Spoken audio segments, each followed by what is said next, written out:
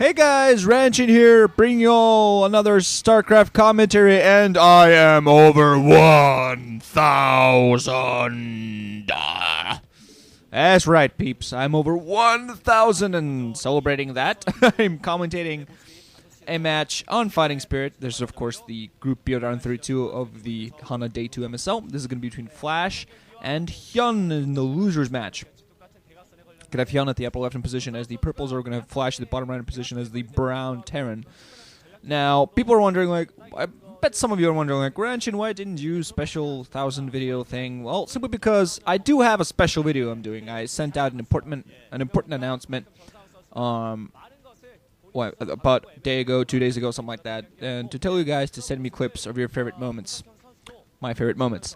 So you guys have done so, and I am working on a video to fulfill that. So I just thought, you know, I'm going to make the special video when I finish the Ro32, or at least not before, while I'm casting and releasing a constant flow of the Ro32 matches, because then just the special video is going to get drowned in commentary. So it's going to be released. Give me a few days to work on it, at least. I'm a little bit... Just finished my last class in school yesterday. So, except for exams, for finals this year, I'm done with classes. So, woot! 2 years of college done. Booyah. Anyway, let's sync and talk about this match, shall we? 23, 24, 25. Now, Flash lost to Midas, and Midas moved on, and that made me laugh. It just, I don't know, just something about that whole situation that made me absolutely crack up. I mean, Midas 2-0ing his group. I mean, never mind the fact that, you know, he's facing off against Zerg players that are not of the highest caliber, but still simply the fact that Midas out of nowhere comes and 2-0s his group, a group that has Flash in it, who's a TVT monster, and Midas just straight up outplayed him. No cheese, no, you know, no weird shit. He just, pardon the, pardon the S, but just nothing too funky. Just, you know, he went for an alternative strategy. He went for something a little bit different, and he completely caught Flash off guard, and then he just completely and absolutely outplayed him. So I really like how Midas did play. And after that, he followed it up with, well, very surprising in my opinion, 2 racks, aggressive build, and he finished action off in a winner's match. So it's great for him there. He did go for a 12 hatch, and he's getting a spawn and pull up, and Flash did get the SCV scared inside despite the drone trying to block.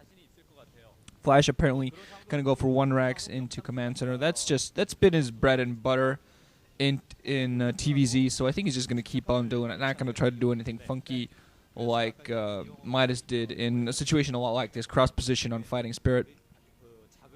He's just going to stick to his good old play. Besides, he is much more of a macro guy. He likes to, basically, if he takes a TVZ into the late game, good chance is he's going to win it. We are seeing an additional hatchery being added in by HyuN, so most likely he is going to go for a Muta build. Now, HyuN, well, I'm not sure if it's the word famous would be the right word to be used, but he is known for the fact that he ended Flash's insane TVZ streak that he had, I believe, before Christmas. I believe it was in December that HyuN ended Flash's insane Terran versus Zerg killing streak. It surprised some people. He also had, I believe, an insane TVT streak going on that was ended as well. Don't quite remember who did that. But you know, I'm not saying it's a grudge match because it's a while ago since that happened. But you know, I don't think Flash is going to have too many troubles. That does happen because just the level of skill these days is high enough that theoretically speaking, anybody can beat anybody. You know, not all the time. I mean, the odds might be heavily in the favor of the best player, but simply because everybody in an A team of a game is expected to have a specific amount of skill, a specific level of mechanics and such. Flash still keeping his SV alive inside, doing a great job spotting the lair out. Probably going to know there's a Sparta coming in. I'm not quite sure if he's going to be able to keep that alive for too much longer because there are 3 Zerglings surrounding it, and just they're getting shots here and there. Only 3 more shots from those Zerglings. Ooh, 1 more shot on that SCV. He's just going to flee with it now. No sense in it does get that picked off. Yeah, I mean, the way StarCraft is these days with the levels of players is that any given player can beat any other given player. That just is a fact. Even if the odds are 100 to 1, it can still happen. Flash is just going to get his good old standard going, get his academy up, has his 2 racks going. He's going to have a couple medics to support, then add in more barracks as that happens. Spire on the way for HyuN, so he's gonna run in there with his mutas, but they're probably going to be highly ineffectual just because Flash has more than enough time. He puts a bunker up at the front to help him against any sort of run-bys, and this is also actually going to help him against Mutalisks because they do range a quite decent area. Engineer base should be, yeah, there's the engineer base. So Flash is going to have his turrets up. He's going to put down a turret most likely near the barracks. You always want to have one turret near the barracks just so the Mutalisks can't fly in and snipe units coming out. And of course you want to have turrets to support your mining bases. So he's probably going to have those in time. Also going to have a decent medic marine grouping, which is actually going to move out and push right now just to force HyuN to put down a couple of sunken colonies at his front. This is, TVZ unfortunately for viewers these days has become a little bit stale. I've talked about this before, and it doesn't really become interesting until mid-game at least, because the beginnings are usually so much the same, especially with just how the builds are. It's always 2 hatch muta, 2 base muta against 1 Rex into Expo.